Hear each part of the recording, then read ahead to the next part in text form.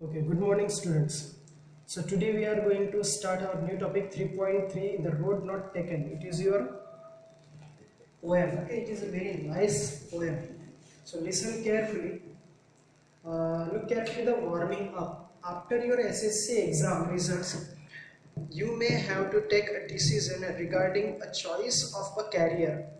What factors will you consider? यहाँ पे उन्होंने बोला है कि अगर आप 10वीं के एग्ज़ाम पास कर लेते हो फिर उसके बाद आपको चॉइस करनी है कि मुझे क्या करना है, साइंस फैकल्टी लेनी है या फिर आर्ट फैकल्टी में जाना है आपको, या फिर आपको कॉमर्स फैकल्टी में जाना है या आपको कहीं और जाना है। तो उसके हिसाब से आपको क्या करना है ये यहाँ पे बोला गया है। Choose from the block below and complete the web diagram. आपको क्या करना है, डायग्राम इसको कंप्लीट करनी है। ओके, फर्स्ट इसमें क्या दिया हुआ है, इज द ऑप्शन इजी और डिफिकल्ट, ये सब आपको कंप्लीट करना है। ठीक है, जो आपने डिसीजन लिया है, जो आपका ऑप्शन है, इज द ऑप्शन, आपको कौन सा करना है या क्या करना है, जो भी डिसीजन है कौन सा है यहाँ पे देख लेते हैं।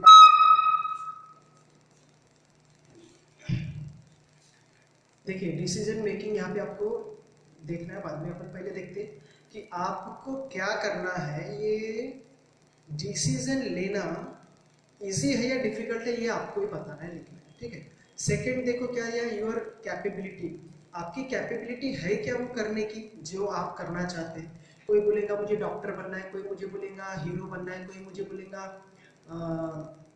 एयर होस्टेस बनना है, कोई मुझे बोलना है कि इंजीनियर बनना है। तो क्या आपकी कैपेबिलिटी है क्या, वो आपको भी समझ में आ जाए।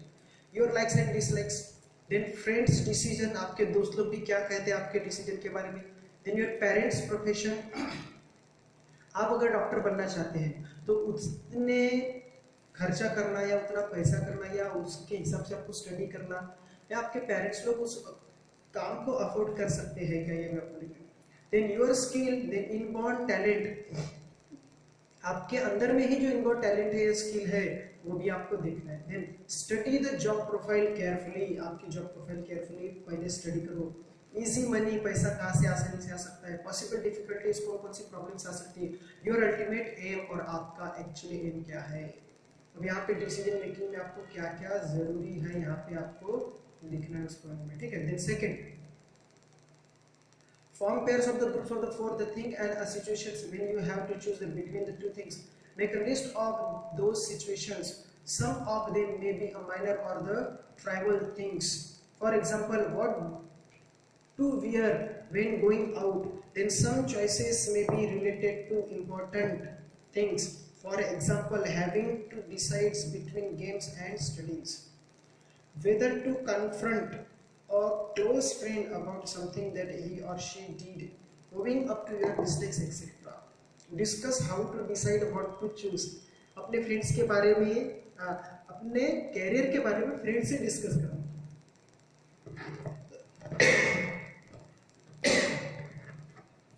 Discuss how to decide what to choose, आपको क्या चूज करना है उसके बारे में डिसाइड करना और डिस्कस करना। Then write what you feel when your decision proves right. Then write what you feel when you regret decision. ये आपको अपने देखने में अपन डायरेक्ट स्टार्ट कर देते हैं क्या दिया। The road not taken, written by Robert Frost. It is a very nice poem. Listen carefully. Two roads diverged in a yellow wood, and a sorry I could not travel both.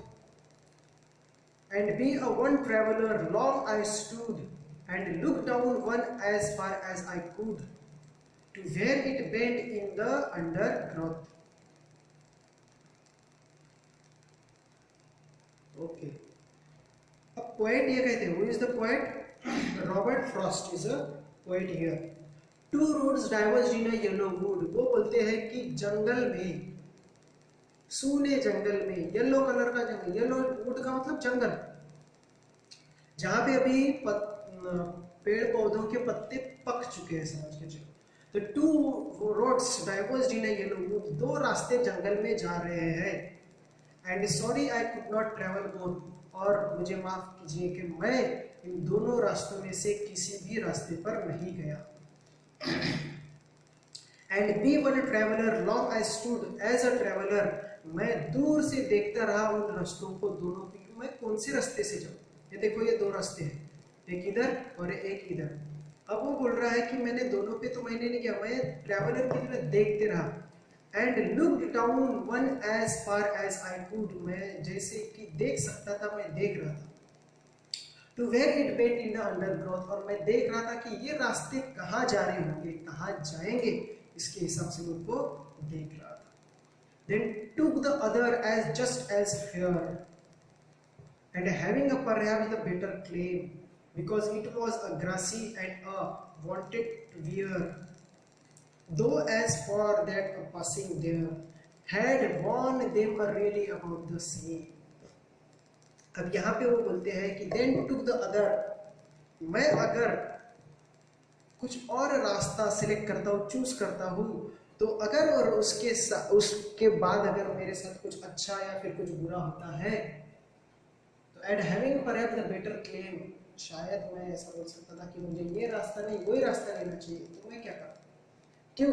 Because it was a grassy and wanted to bear, और वो जो रास्ता था वो ज्यादा आने जाने वालों का नहीं था। ग्रासी था मतलब अभी भी उसके ऊपर घास था, और जिस रास्ते से लोग हमेशा आना जाना करते हैं वो रास्ते पे मिट्टी दिखती है, वो क्लियर दिखता है रास्ता, पर एक रास्ता ऐसा था कि जिसपे घास था।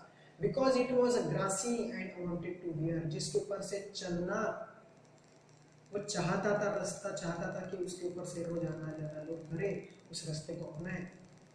दो as for that the passing there had worn them really about the same, और वो रास्ता शायद तुमको वॉर्न भी कर रहा है।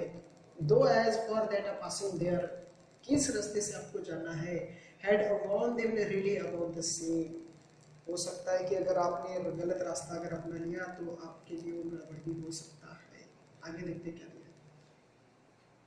And both that morning equally lay in a leaves no step had trodden black, and both that morning equally lay in a leaves no step had trodden black.